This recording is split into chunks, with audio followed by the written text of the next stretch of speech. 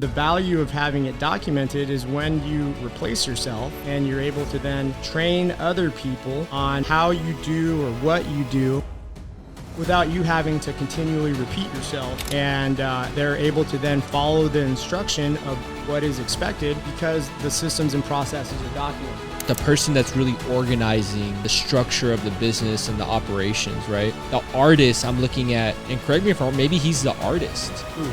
Could the artist be the founder? What is the next dot? What is the next dot? What is the next dot? And to really think about how to do that, it's okay, let's start at the end result and then reverse engineer what everything looks like.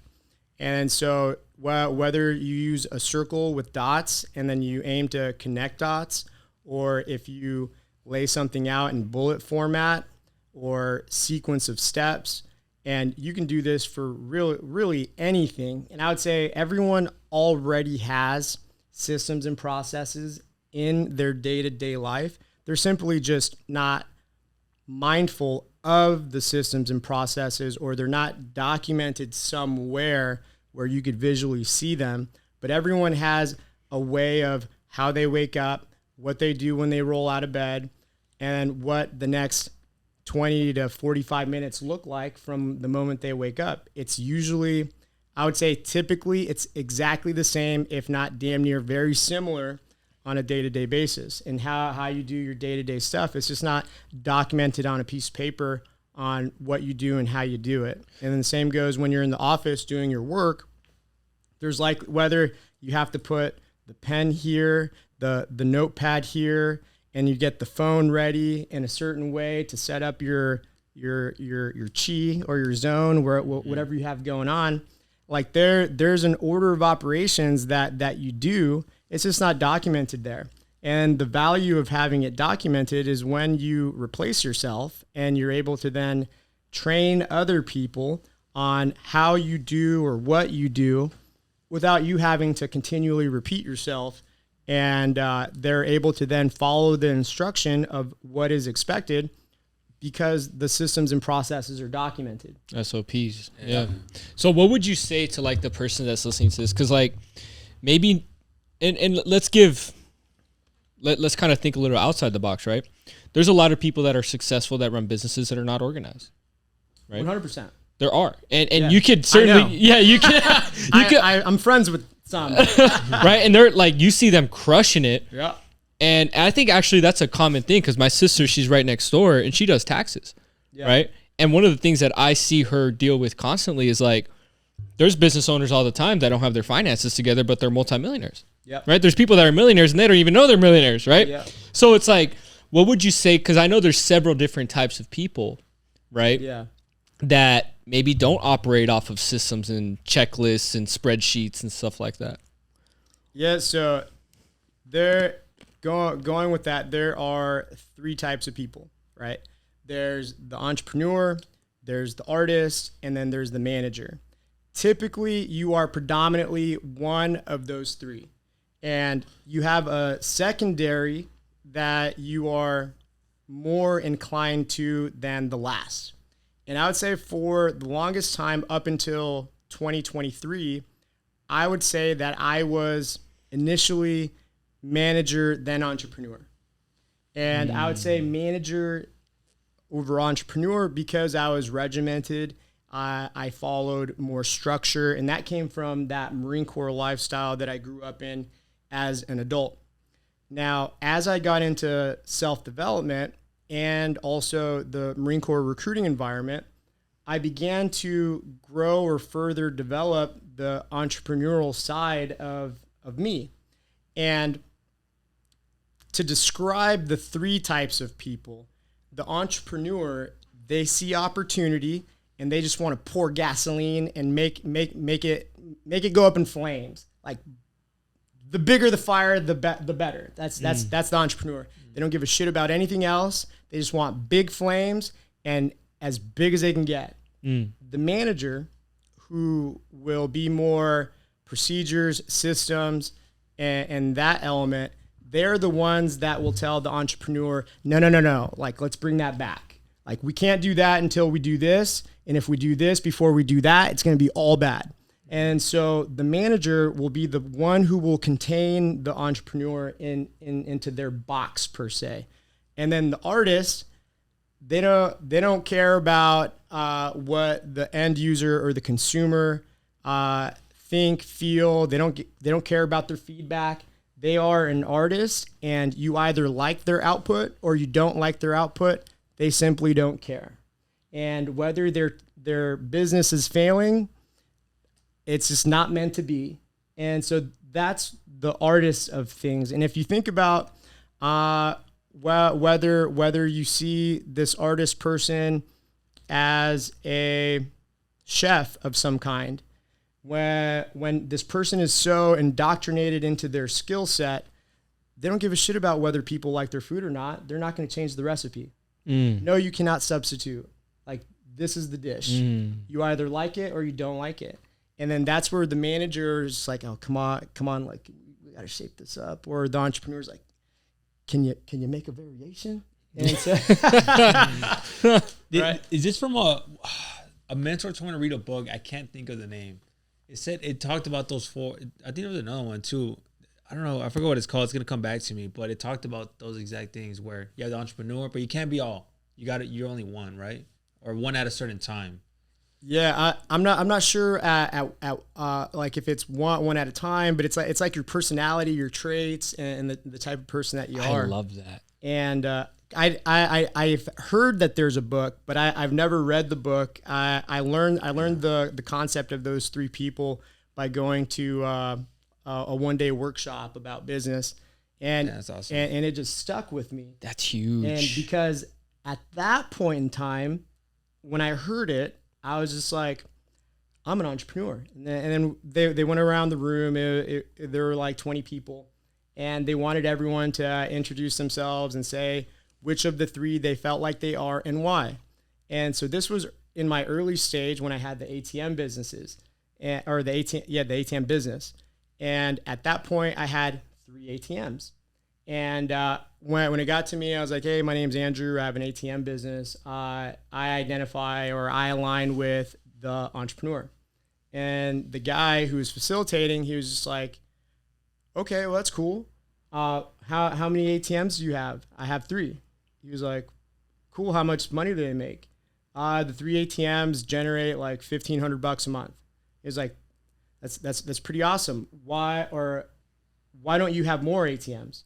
And I was like, well, because I stock the ATMs with cash. The ATMs are like $2,200 a piece, and I want to have like $1,000 or $2,000 per ATM, so that way I can put the cash into the ATM. So I can add a new ATM once every like 4 months. That's why. And he was like, I feel like you're more a manager, which is not a bad thing. There's many people in this room that need people that think that way. And he was like, for example, I'm an entrepreneur, and I know this, that I'm an entrepreneur by trait.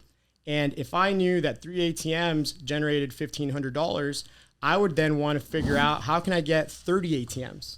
How do I get 45 ATMs? And I would just want to get as many ATMs as possible, because if every 3 equate to 1,500, I would want to generate as much revenue as possible. Mm-hmm. And then I was like, oh, okay. And so I went home that day, sort of just like, damn, this kind of a little bummed out. This motherfucker called me a coming out manager. I'm an entrepreneur, man. Yeah, you gotta tell me I'm a manager. And it was like 6 months later, I was just like, why don't I have more? Like, it was like a seed that was planted, and it blossomed 6 months later. And then when I asked myself, like, why don't I have more? And then from there, I was just like, all right, I'm going to map this out. And then for the next 12 months, I added 1 new ATM per month for the next 12 months. I'm curious to know, is the goal to get out of the manager position, though, to an entrepreneur? Is it like a graduation, or is it like hiring your weakness and knowing your, like, what do you So it's a trifecta. It's not necessarily about forcing yourself to lean into another role. I would say it ties in with partnerships.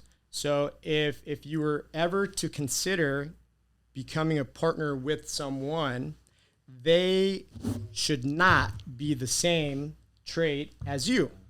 And the reason is because there clashing. will be the clash. It's two visionaries. You can't have two visionaries. You can't have two managers. You can't have two artists.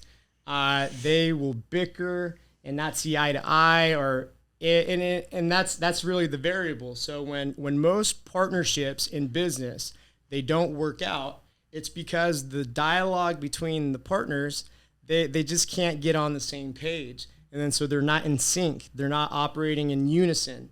There's interior conflict, and because there's interior conflict, they can't progress and be a better product or company or business. And there's turbulence there.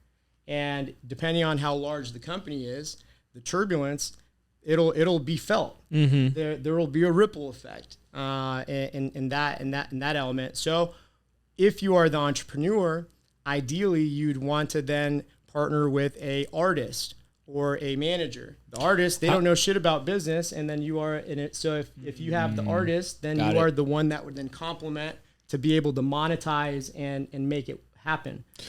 I'm thinking back right now, and you may know where I'm probably going with this. Last year, we went to the Vault conference with Patrick in Florida, and he's talking about scaling your business and talking about, you're gonna have C-level executives, C-suite executives, right? And the way that when you're talking about the artist, the manager, and the entrepreneur, I'm seeing the COO is more of the manager, right? The person that's really organizing the structure of the business and the operations, right? Yep. The visionary, or I'm sorry, the artist I'm looking at, and correct me if I'm wrong, maybe he's the artist. Who? The founder of the company. Is it, because I'm trying to figure out. It could be. Could the artist be the founder? And he's like, look, this is what I'm creating. I need to find someone to drive the ship, though. If it does that make sense? I would say, like in the example of Apple, Steve Jobs was the entrepreneur and Steve Wozniak was the artist. So Wozniak was the tech guy that actually made the technology, and then Steve Jobs was the guy who sold the vision. Yeah. And progressed the way forward for Apple. Got it. Because I'm trying to find ways, like, and they're co-founders. Yeah. How does the entrepreneur and the artist, how do they coexist? I'm trying to figure that one out. Beautifully, because they have different lanes, they have different roles. The Steve Jobs, like if you were to ask him to, I don't know, do the coding for XYZ, he wouldn't know how to do it. It would be Wozniak's role in that sense, because that is his lane. That is his thing. If you ask Steve Wozniak, hey, I need you to go develop some more business, it's like, I'm going to suck at that. Yeah. And then so then because they have different strengths, they're not going to butt heads, because if Wozniak to Jobs was like, we need to write the code like this, because if we do it like this, it's not going to work out. Jobs going to be like, whatever you want, man. Take it. Sounds good. Yeah. My idea isn't going to be better than that. I don't know. I don't know the difference between the ones and the zeros and this and that. And then in the same line, if Jobs was to say, I'm going to go have a meeting with all of these people, this and that. The goal is to close and gain this contract. Wozniak's going to be like, in his mind, oh, shit. I wouldn't even know where to start in the conversation. Got it. Crush it, baby. Right? Got it. So that's where having the other components will bring value in a partnership. But you don't necessarily have to partner. You could always hire. Yeah. I'm curious to know, because I feel like self-awareness then would be key, is like identifying who are you, like which one are you, and then obviously that's how you hire or partner your weakness. I mean, what are some things that, let's say, people listening, and I'm kind of thinking for myself, I'm like, I don't know, am I more manager, more entrepreneur? Like, for people even thinking about it too, like, what are some questions that they could ask themselves, or things that they could like help them determine, like, you know what, you might be more entrepreneur? I would say an entrepreneur has a high risk tolerance. And I would say based off of your tolerance for risk would then dictate or tell yourself what you're more like.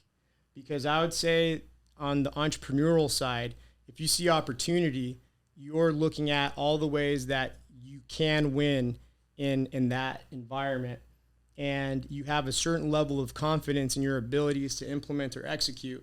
Whereas the manager, they may look at all of the reasons why you may fail. And because their risk tolerance is less, they simply won't put their money out on the line to seize an opportunity, even though it sounds like a slam dunk. They think about, what if I lose it? Where will I be then? So that in itself will keep the manager in their role. And that's a great one. I see it. Yeah, no, you definitely landed on. You definitely landed the plane on that.